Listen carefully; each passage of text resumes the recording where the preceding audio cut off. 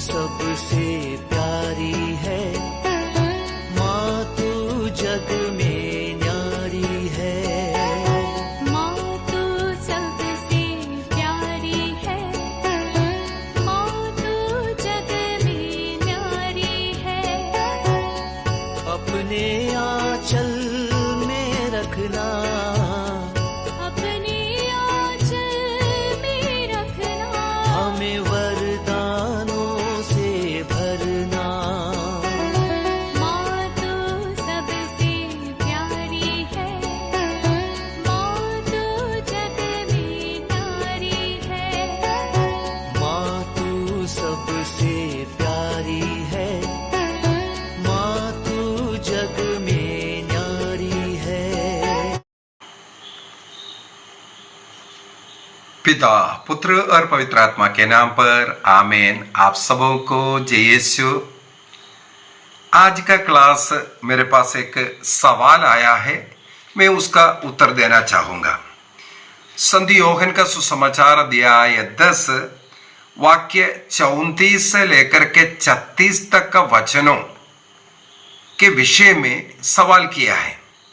वहां पर एक शब्द है, ईसा मसीह ने कहा, मैंने कहा तुम देवता हो। ये वचन स्तोत्र ग्रंथ से निकाला है। स्तोत्र ग्रंथ 82 वाक्य 6, साम 82:6 को कोट करते हुए ईसा मसीह यहां पर कुछ सिखा रहे हैं। तो सबसे पहले स्तोत्र ग्रंथ 82 भी पढ़ना अच्छा रहेगा।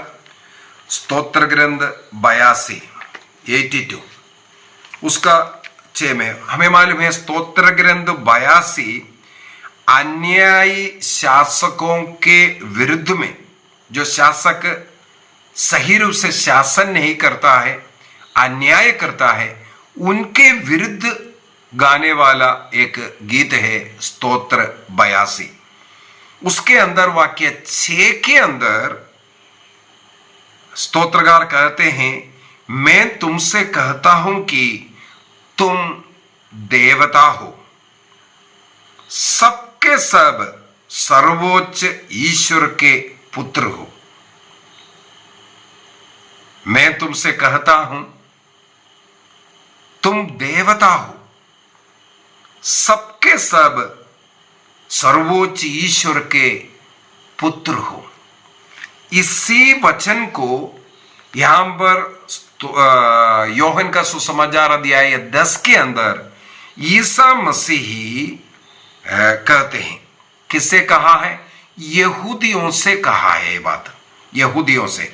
और दूसरी बात है स्तोत्र ग्रंथ उसके योहन का सुसमाचार अध्याय 10 हमें मालूम है, भला गडरिया का दृष्टांत के द्वारा ईसा मसीह मैं भला गडरिया हूं ये सिखाने वाला भाग है। इसके बाद ईसा मसीह अनेकों ऐसे ऐसे कार्य सिखा रहा है कि मैं ईश्वर का पुत्र हूं, अर्थात मैं ईश्वर हूं। वाक्य 30 में योहन का सुसमाचार अध्याय 10 वाक्य 30 उसके अंदर प्रभु साफ साफ कहते हैं, मैं और पिता एक है। इसलिए यहूदी लोग कहते हैं ये तो यीशु निंदा का कार्य कर रहा है। इसलिए ईसा मसीह को मारने के लिए लोगों ने पत्थर उठाया, कई लोगों ने पत्थर मारा ईसा मसीह के ऊपर। तभी सब सवाल करते तुम लोग क्यों मुझे पत्थर मारते हो? और वहां पर ईसा मसीह उन्हें समझाने के लिए, क्या ईसा मसीह ने कहा वो गलत है? क्या ईसा मसीह सचमुच में ईश्वर का पुत्र है? ईश्वर ने उन्हें भेजा है कि नहीं? वो ईश्वर है कि नहीं? इसको समझाने के लिए ईसा मसीह ने उपयोग किया, इस्तेमाल किया स्तोत्र ग्रंथ 82 का वाक्य 6। अभी वाक्य 34 से मैं पढ़ूंगा। योहन का सुसमाचार अध्याय 10 वाक्य 34 से ईसा ने कहा, क्या तुम लोगों की संहिता में यह नहीं लिखा है? तुम लोगों की संहिता अर्थात स्तोत्र ग्रंथ 82:6 के अंदर यह नहीं लिखा है, मैंने कहा तुम देवता हो, अर्थात ईश्वर कहते हैं तुम देवता हो। किससे कहा? इस्राएली लोगों को। और आगे लिखा हुआ है, वाक्य 35 में लिखा है, जिनको ईश्वर का संदेश दिया गया, यदि संहिता ने उनको देवता कहा और धर्म ग्रंथ की बात टल नहीं सकती। जिनको संदेश सुनाया गया, चाहे वो मूसा नबी के द्वारा या अन्य नबियों के द्वारा, इस्राएलियों को, यहूदियों को ईश्वर का संदेश मिला, उन्हें स्तोत्र ग्रंथ 82:6 के द्वारा तुम देवता हो। अभी क्या है आगे? सर्वोच्च ईश्वर के पुत्र हो, अर्थात तुम चुने हुए संतान है, ईश्वर का संतान, ईश्वर के पुत्र है और तुम देवता हो। ये स्तोत्र ग्रंथ में बोला है।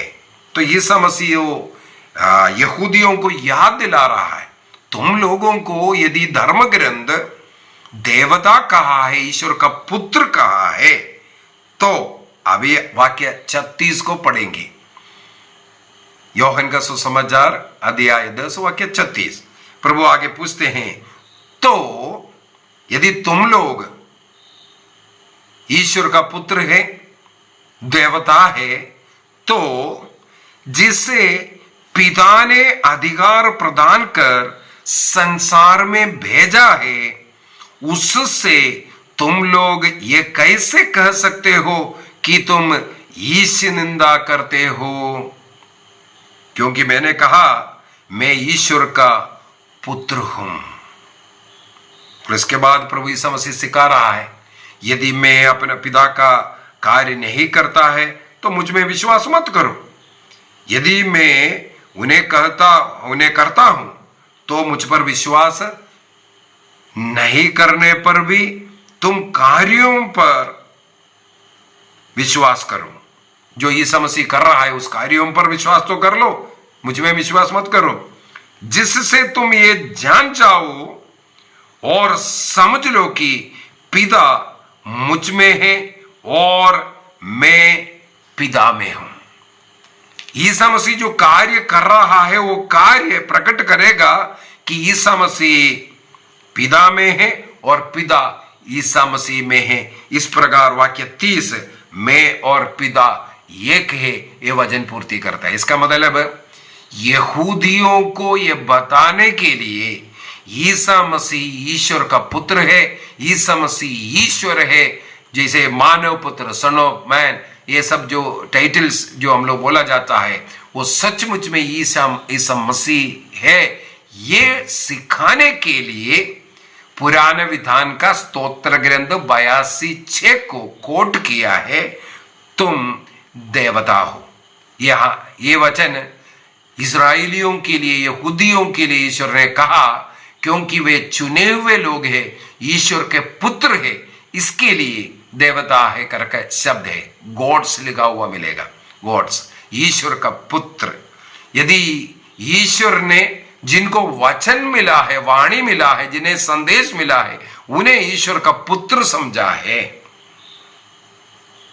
या उन्हें देवता समझा है, तो यीशु मसीह कहते हैं मैं ईश्वर का पुत्र हूं, क्योंकि मैं पिता से आया हूं, पिता का कार्य करने वाला हूं और पिता के जैसे रहने वाला हूं। मुझ में पिता है और मैं पिता में हूं, ये तुम लोग जान जाएंगे। तो ये सिखाने के लिए यीशु मसीह ने ये कहा। यीशु मसीह ने कभी ये नहीं कहा मैं तुम्हारे जैसे देवता हूं। कई लोग इसको ऐसे भी इंटरप्रेट कर रहा है, यीशु मसीह इसलिए केवल एक प्रॉफिट, एक नबी है। यीशु मसीह हम मनुष्य जैसे हैं और वो एक गॉड्स में, अनेकों गॉडों में एक गॉड्स, वहां पर वो गॉड्स संबोधित किया ईश्वर के पुत्रों के लिए। तो इस प्रकार नहीं, उसको यहूदियों के लिए बताते हुए, यदि यहूदी लोग तुम ईश्वर के संतान है, तुम देवता है, तो तुम लोग मेरे कर्मों को देख करके जानना, सीखना कि ईश्वर पिता मुझ में है और मैं पिता में हूं और मैं और पिता एक है।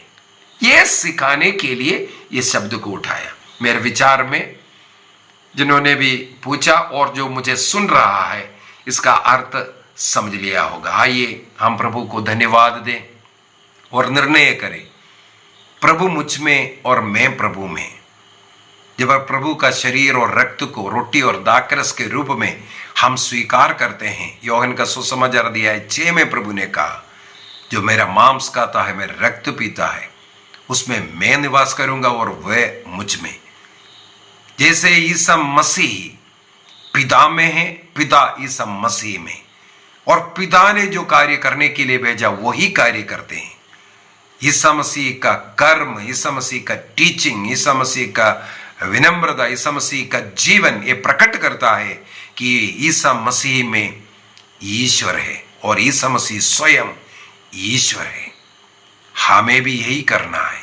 प्रभु को ग्रहण करने वाले हम भी प्रभु के समान बन करके रहना है। ईश्वर का पुत्र पुत्रियां बन करके हमें भी रहना है। निर्णय कीजिए, मैं यीशु जैसे विनम्र, पवित्र, प्रार्थना, भक्ति का धार्मिक जीवन जीने वाला, और जो नियम है प्रभु ने जो सिखाया उसके अनुसार, उसके पद चिन्हों पर चलने वाला बनूंगा। निर्णय कीजिए, सब प्रकार के पाप को दूर कर, शैतानी हरकतों को दूर कर, नशे को, वासना को, सारे बंधनों को दूर कर, प्रभु में एक होने का और प्रभु जैसे रहने का निर्णय कीजिए। प्रभु हम सबों को अनुग्रह आशीष प्रदान करे। पिता, पुत्र और पवित्र आत्मा के नाम पर आमीन। आप सबों को जय यीशु।